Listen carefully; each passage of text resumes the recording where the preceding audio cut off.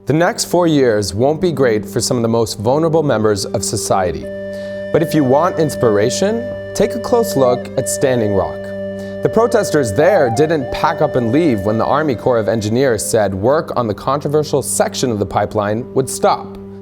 Despite the freezing cold, they're staying, because they know that in just a few weeks, we'll have a president who's financially invested in the project.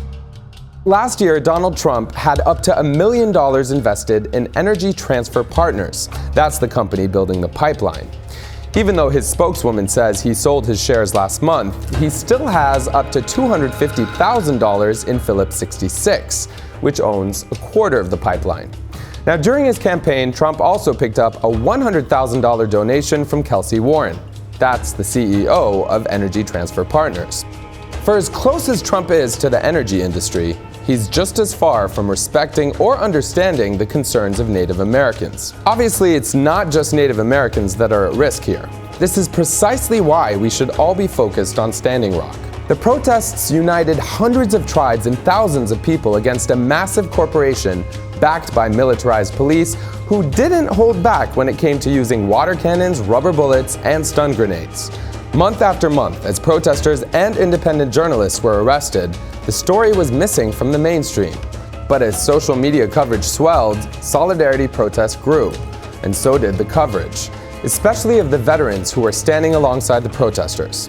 Now, I'm keeping this word solidarity up here because it's the key to the success of every struggle for rights and equality, especially when we have a president who talks about protesters like this. Like to punch him in the face. The upcoming struggle is an opportunity to right some of the countless wrongs committed against Native Americans.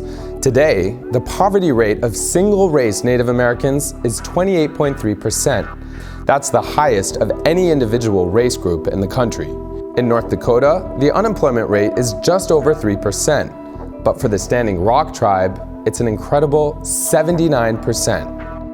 Worse, Native Americans are one of the groups most likely to be killed by police. It's either Native Americans or African Americans, depending on the year, and they're also the group most likely to have their deaths at the hands of police go unrecorded. But let's not forget history just because it haunts us, just because the genocide that wiped out Native Americans is at odds with so-called American exceptionalism. Let's read up on the broken treaties the federal government used to steal their land. It's completely understandable to be scared about the future of America and to worry about so many hard-fought-for rights disappearing. But the people at Standing Rock know that this is only the start in another chapter of a very long fight.